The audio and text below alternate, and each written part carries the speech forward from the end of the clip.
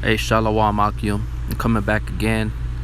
I want to give all praises and glory and honor to Yahweh Shem Yahushai, double honors to the elders of Great Millstone. Much love and respect to you brothers out there doing the work in sincerity and truth. Yahweh, Ba'ashem Yahushai, Waha, Rakah Kadash, Barakatam Akim. Alright, I'm just going to speak on just redeeming the time, because we're coming into some evil times, and as other brothers may know, that they're gonna try to come after us. They're gonna try to demonize us. These Edomites, these 2/3. What is written in the scriptures will come to pass. All right. So you have to be ready for that as well. And in the midst of that, you have to be wise and circumspect, and allowing Yahweh Shem Yahushai to guide you through all that. All right. Just like he said, and was it Luke chapter 21, not to think about what to say, for the Lord shall give you what is needful for you to say, roughly paraphrasing. So you have to just be circumspect, in every situation, just like you are here, just like you are when you're at your job, and you're dealing with a situation. You have to be wise in that, and that applies to whenever they come, they try to apprehend you or whatever it may be. You just have to have faith in Yahweh Shai. He will deliver you. All right, so I just want to get into that. I'm gonna go ahead and read right here in Ephesians 5:16. It says, redeeming the time, because the days are evil. Wherefore be ye not unwise, but understanding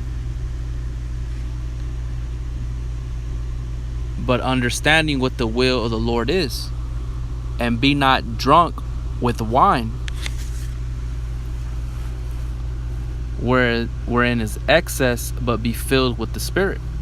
All right. So you have to be circumspect and redeeming the time, because the days are evil. So the word circumspect means you have to be observant, watching, looking around. Okay. And to redeem the time. Let me go into that word, to redeem. All right. Here I'm gonna go straight down to the outline of biblical usage. I'm gonna go to the Roman numeral 2 and A. It says, to make wise and sacred use of every opportunity for doing good, so that zeal and well-doing are as it were the purchase money by which you make the time our own. So we have to make wise and sacred use of every opportunity for doing good. Even if in the face of even in the face of death. So right here, the Strong's definition, it says to buy up, that is ransom, figuratively to rescue from loss, improve opportunity, redeem. So when you're faced with a situation that you ain't never really dealt with, the best thing to do is just either be quiet and be a few words, man, or ask questions, but not to offend. Not being rash with your mouth, with your words, but to rescue from loss, improving opportunity. So you have to be as Jacob is, a supplanter. You got to supplant them in their own words, and wait for the opportunity to overcome them, and hold your tongue. So I wanted to look up that word redeem. So let me go back. It says redeeming the time, because the days are evil. So we have to be careful, and ultimately leaving everything into the hands of Yahweh Shem Yahushai, especially when those days come of persecution, where it becomes physical. It says, wherefore be ye not unwise. I'm going to go look up that word unwise. All right. It says the outline of biblical usage: without reason, senseless, foolish, stupid, without reflection or intelligence, acting rashly. You see? So you want to be wise, not unwise, and not be rash. All right. So real quick from there, I'm gonna go to here in Ecclesiastes chapter 5. All right. And I'm gonna start at verse 1 just to prove this little point right here. It says, "Be not rash with thy mouth." All right. So it says, "Be not rash with thy mouth." Why? Because we know that one of the hardest things to tame is the tongue, you know, and it can cause a world of problems, you know. So it says, "Be not rash with thy mouth, and let not thine heart be hasty to utter anything before the Most High." You know, so you gotta wait when the opportunity arises. So that's part of being redeeming the time and being circumspect. All right. So let me go back to Ephesians 5. So it says, see then that you walk circumspectly, not as fools, but as wise. All right. Oh, Salakia, I'm sorry. I started up at verse 16, huh? So it says, see then that you walk circumspectly, not as fools, but as wise, redeeming the time, because the days are evil. Wherefore be ye not unwise, but understanding what the will of the Lord is. And be not drunk with wine, wherein excess, but be filled with the Spirit. You know, so you don't want to be unwise, but of understanding. You know, using intelligence, reasoning. You know, and understanding what the will of the Lord is, and He's told us what His will is when it comes to that situation. You know, He's gonna give you the words to speak when the time comes. All right. But it also says here in verse 18, "Be not drunk with wine," because what does wine do? You know, when you're drunk with wine, what does it cause you to do? Act a fool. You know.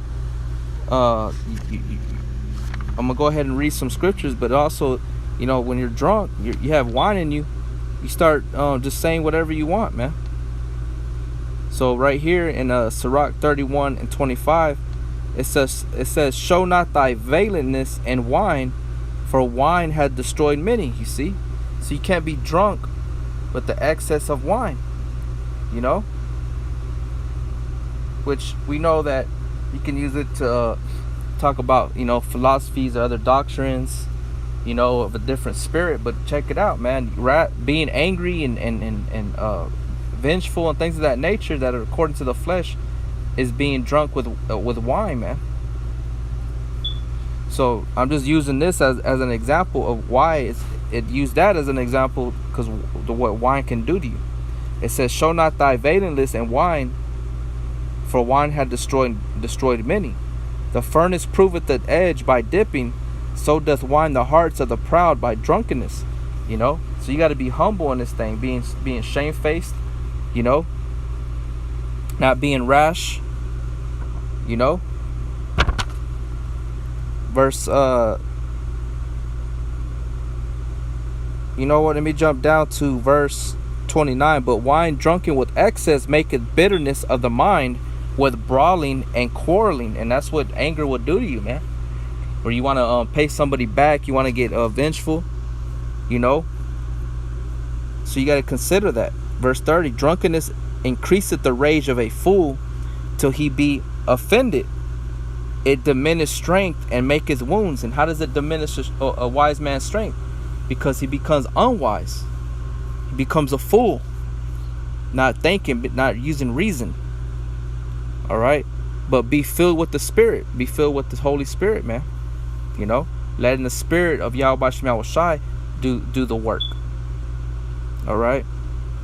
So I wanted to prove that right there real quick. But Next scripture I want to bring out here, and 1 Peter's 3.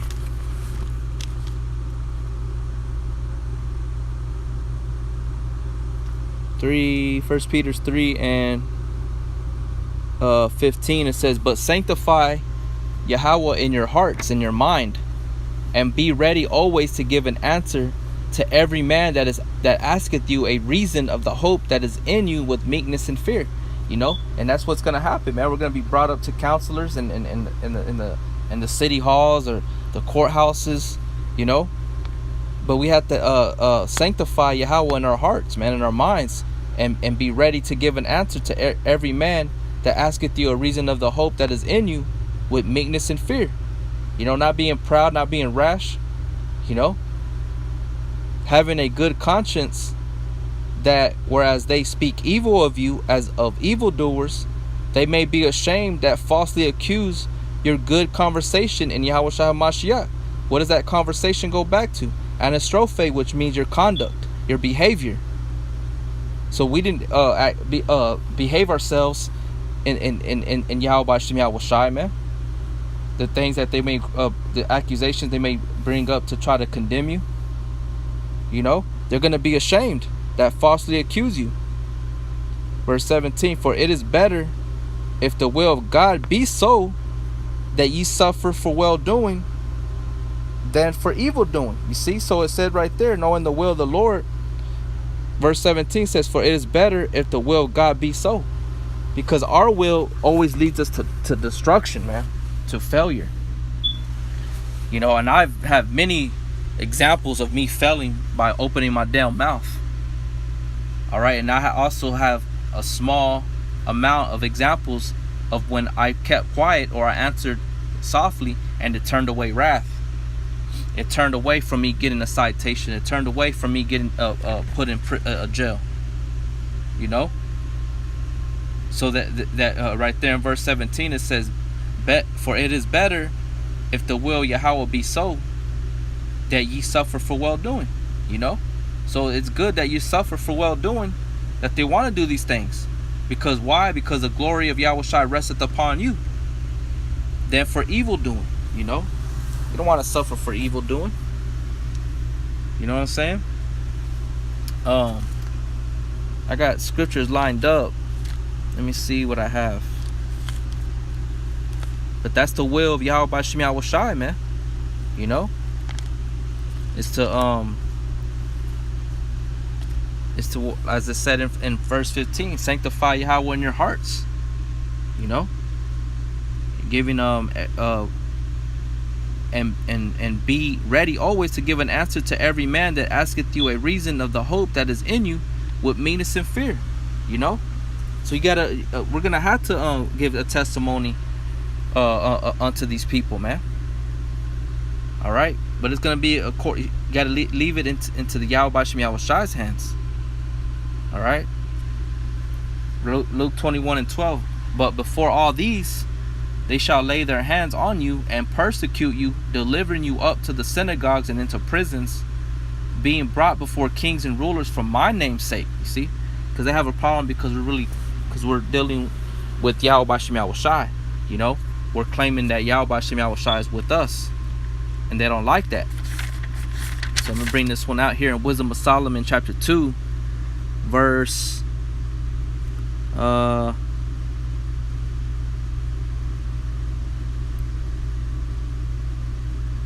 verse 12.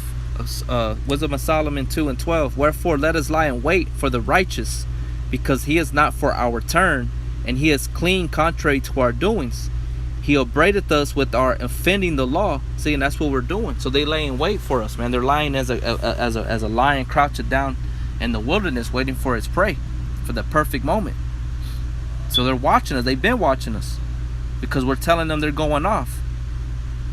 They're offending the law, and objecteth that our infamy, the transgressings of our education. That's right. We are against their education. You know, their way of so-called higher learning, their teachings, their doctrines, their philosophies, ideologies, philosophy, their philosophies, man. Verse 13, he professed to have the knowledge of God, and he calleth himself the child of the Lord.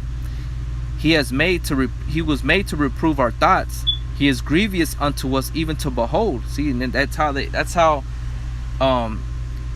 sickening we make these people, because we are contrary to them. They hate us. We annoy them. We anger them. Just like they did to Stephen, man. Remember the example of Stephen.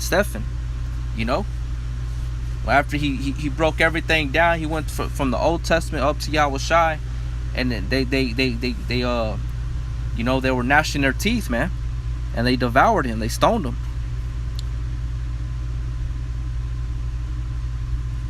Wisdom of Solomon 2:14. He was made to reprove our thoughts. He is grievous unto us, even to behold. For his life is not like other men's. His ways are of another fashion. We are esteemed of him as counterfeits. He abstaineth from our ways as from filthiness. See? He pronounceth the end of the just to be blessed, and maketh his boast that Yahweh is his father. Let us see if his words be true. You see? They're going to try you. They're going to test you. Let us see if his words be true, and let us prove what shall happen to him at the end. For if the just man be the son of the Most High, he will help him and deliver him from the hands of his enemies. And that's where you have to have faith that he's going to deliver you from the hand of the enemy. And that's where we have to keep praying and fasting. All right. Verse 19, let us examine him with despitefulness and torture, that we may know his meekness and prove his patience. You see, man? It said in verse 20, let us condemn him with a shameful death, for by his own sayings he shall be respected. Such things did they imagine, and were deceived, for their own wickedness had blinded them. But they're really thinking about doing this stuff, like I was reading Luke 21:12, man. I'm going to start at Luke 21:13. And it shall turn to you for a testimony. Settle it therefore in your hearts, not to meditate before what you shall answer. See, just like it says, sanctify Yahweh in your hearts in 1 Peter 3.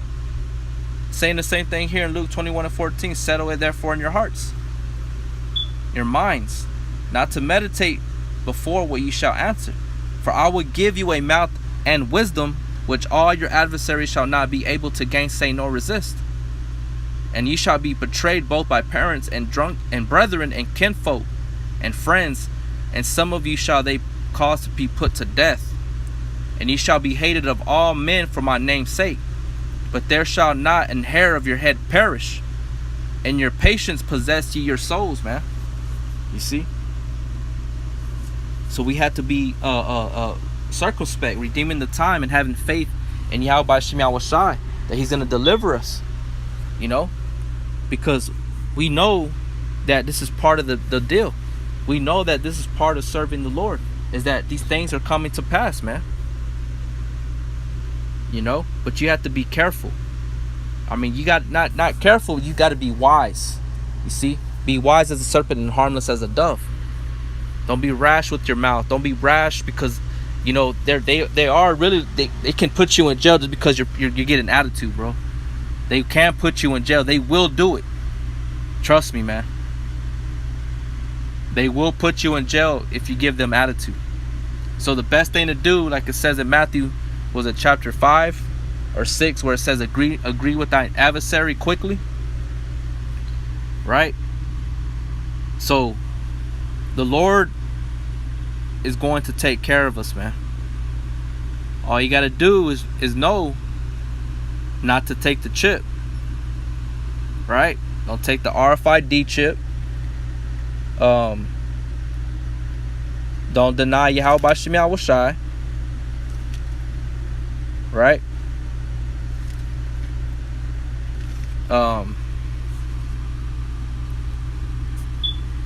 What else? Strive for the truth until death, and the Lord shall fight for thee, man. You got to remember that. So you're gonna give the reasoning of your faith that you have in Yahweh Shem Yahweh Shai, why the reason of your hope. But you're gonna do that unto death. But you don't know what can happen between that time and the point of being faced with death.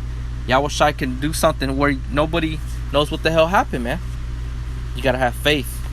We all gotta have faith. This is Matthew 5:25. Agree with thine adversary quickly, whilst thou art in the way with him, lest at any time the adversary deliver thee to the judge, and the judge deliver thee to the officer, and thou be cast into prison.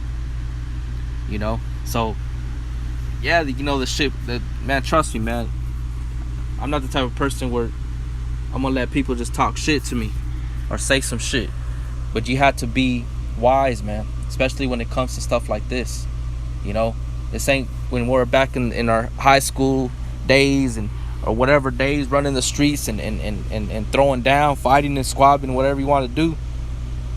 You know, this is a whole different ball game. When the Lord will give us the green light when that time comes. But right now, it's the trying of our faith. All right. So I'm gonna bring out this last scripture here in Isaiah 40, and I'm gonna start at verse 29 all the way down. It says, He giveth power to the faint, and to them that have no might he increaseth strength. You know, just like if they apprehend us, we're not gonna have no strength. But guess what? He says he will give power to the faint, to the weak, and to them that have no might he increases strength. Even the youths shall faint and be weary, and the young men shall utterly fall. But they that wait upon the Yahweh shall renew their strength. They shall mount up with wings as eagles. They shall run and not be weary, and they shall walk and not faint. And remember the account of King David, man. When King David, let me see where it's at in the book of Psalms. King David was destroying his enemies, man. All right. So that's going to come to pass. We just got to wait on it. We got to have faith, patience. And it's hard. I know it is, man. This is Psalms 18. And I'm going to start at verse 28.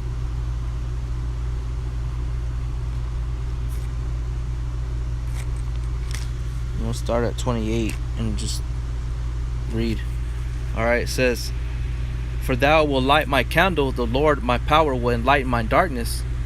For by thee I have run through a troop, and by my God have I leaped over a wall. See? It's like it said in Isaiah 40, man.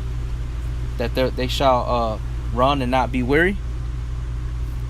So it says, For by thee I have run through a troop, and by my power have I leaped over a wall. So we're going to run through troops, man, through people. We're going to fucking crush them, man. Verse 30, as for Yahweh, his way is perfect. See, his way is perfect. Our way will fucking get us killed. For sure. You want to die a righteous death. We want to die giving the testimony of Yahweh Shem Yahweh Shai. You know? With wisdom, like it said in Luke 21. Where our gainsayers shall not be able to gainsay nor resist. It says, as for Yahweh, his way is perfect. The word of the Lord is tried. He is a buckler to all those that trust in him. For who is God save the Lord? For who is God save Yahweh? Or who is a rock save our power? It is God that girdeth me with strength, and maketh my way perfect. He maketh my feet like hinds' feet, and setteth me upon high places. He teacheth my hands to war, so that a bow of steel is broken by my arms. You see? For thou hast given me the shield of thy salvation, and thy right hand hath holden me up, and thy gentleness hath made me great. Thou hast enlarged my steps under me, that my feet did not slip. I have pursued my enemies and overtaken them, neither did I turn again till they were consumed. I have wounded them that they were not able to rise, they are fallen under my feet. For thou hast girded me with strength unto the battle. Thou hast subdued under me those that rose up against me. Thou hast also given me the necks of my enemies. Thou hast, that I might destroy them that hate me. They cried, but there was none to save them, even unto the Lord, but he answered them not. Then did I beat them small as the dust before the wind. I did cast them out as the dirt in the streets.